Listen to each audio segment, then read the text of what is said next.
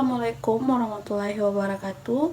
Perkenalkan, nama saya Munira Hadi dengan NPM 022722111466. Saya mahasiswa semester 4 dari Program Studi Akuntansi Fakultas Ekonomi dan Bisnis Universitas Hairun Ternate. Tujuan dari pembuatan video ini adalah untuk memenuhi tugas mata kuliah metode penelitian pada semester ini. Baik, langsung saja kita masuk pada pembahasan materi yang berjudul etnometodologi. Apa sih etnometodologi? Etnometodologi merupakan studi atau ilmu tentang metode yang digunakan untuk meneliti bagaimana individu-individu menciptakan dan memahami kehidupan mereka sehari-hari, seperti cara mereka menyelesaikan pekerjaan di dalam kehidupan sehari-hari. Jadi, etnometodologi lebih berfokus pada dunia konstruksi individu-individu di dalam memahami sesuatu sesuai akal sehat atau common sense yang berlaku dan makna yang diterima secara bersama-sama.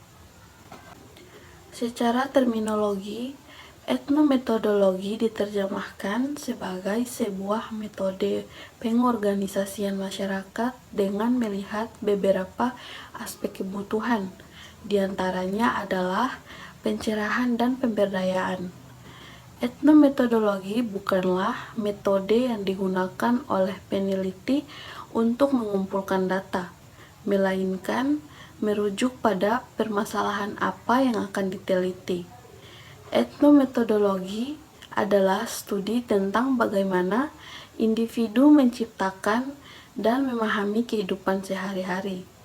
Etnometodologi merupakan penelitian kualitatif yang beranjak dari paradigma fenomenologi. Ciri utama dari etnometodologi ini adalah ciri refleks, yang berarti bahwa cara orang bertindak dan mengatur struktur sosialnya adalah sama dengan prosedur memberikan nilai terhadap struktur tersebut. 3 hal kunci dasar etnometodologi yaitu: yang pertama, ada perbedaan antara ungkapan yang objektif dengan yang diindikasikan. Yang kedua, refleksitas berbagai tindakan praktis. Dan yang ketiga, kemampuan menganalisis tindakan tersebut dalam kehidupan sehari-hari.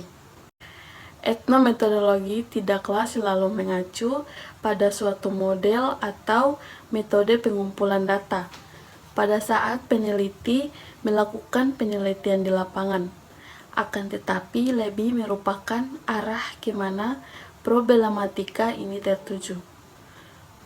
Dengan demikian, etnometodologi mengacu pada suatu studi mengenai bagaimana seseorang individu dalam suatu komunitas bertindak dan bertingkah laku serta berusaha memahami kehidupan sehari-hari.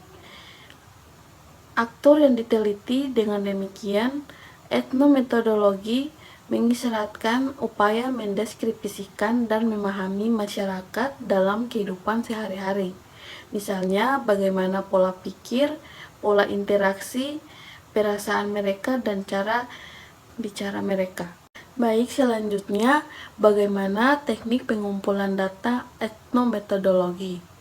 Teknik pengumpulan data yang akan digunakan dalam penelitian ini adalah dengan menggunakan data primer dan data sekunder. Data primer diperoleh dari observasi, wawancara, dan dokumentasi. Observasi adalah pengumpulan data eksploratif dengan mengamati, mencermati, dan teliti, serta merekam secara sistematis secara perilaku yang dituju. Kemudian, wawancara adalah suatu teknik pengumpulan data untuk mendapatkan informasi yang digali dari sumber data langsung melalui percakapan atau tanya jawab.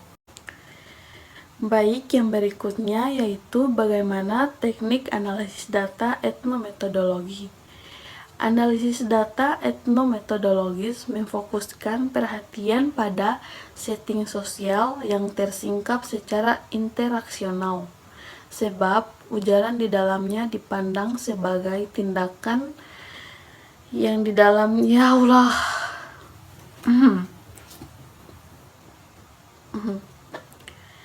Baik, yang berikutnya yaitu bagaimana teknik analisis data etnometodologi. Analisis etnometodologi memfokuskan perhatian pada setting sosial yang tersingkap secara interaksional, sebab ujaran di dalam dipandang sebagai tindakan yang menciptakan realitas lokal itu sendiri. Maka penganalisisan data yang digunakan di dalam penelitian ini adalah analisis percakapan dan analisis gestur.